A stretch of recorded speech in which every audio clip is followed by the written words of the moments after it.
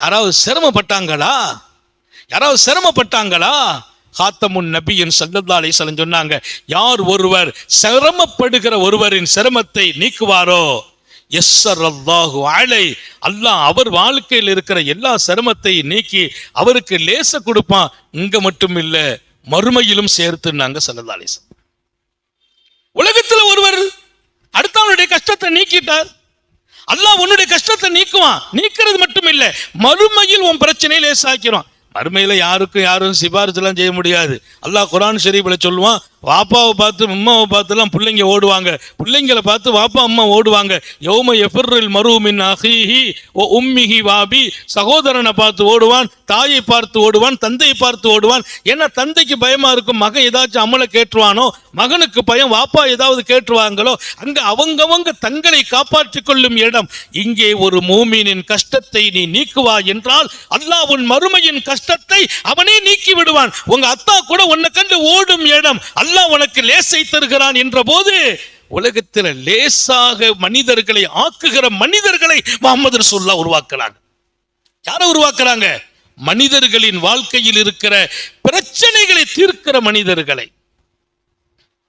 வரலாற்றினுடைய மிகச்சிறந்த ஆய்வாளர்கள், இந்த நூற்றாண்டில் வந்த ஆய்வாளர்கள் அன்னலாருடைய வரலாறை எழுதுகிற போது சொல்வார்கள், இப்படி ஒரு மனிதர் இந்த மண்ணில் கிடைக்கவில்லை.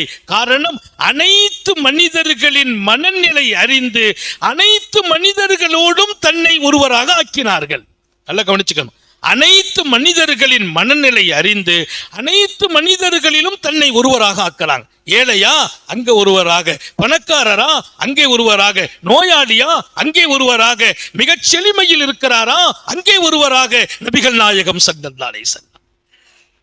அப்ப எல்லா தரப்பு மக்களையும் மகிழ்விக்கிற அந்த இடம், எல்லா தரப்பு மக்களையும் சரியாக்குற நிலம், அதுக்கெல்லாம் மேலாக எல்லா தரப்பில் இருந்த மனிதர்களிடத்திலும் நல்ல அபிப்பிராயத்தை பெற்றுக் கொண்டார்கள் நபிகள் நாயகம் ஸல்லல்லாஹு அலைஹி வஸல்லம். இங்கே வந்திருக்கிற தாய்மார்களுக்கும் சொல்கிறேன், நல்ல பேர் வாங்கிறது கஷ்டம், வாங்கின நல்ல பேரை ரிப்பேர் ஆக்குறது லேஸ் வேலை தான். நல்ல பேர் வாங்குறது தான் கஷ்டம், பேரை கெடுக்கிறது ரொம்ப லேசு.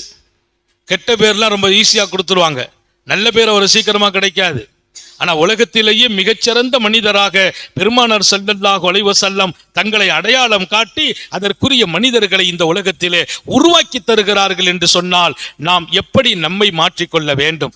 பெருமானாரை பற்றி பேசுறதுங்கிறது அவங்க வாழ்க்கையோடு நிற்கிறது இல்லை, நம்ம வாழ்க்கையை நோக்கி நாம் பார்க்க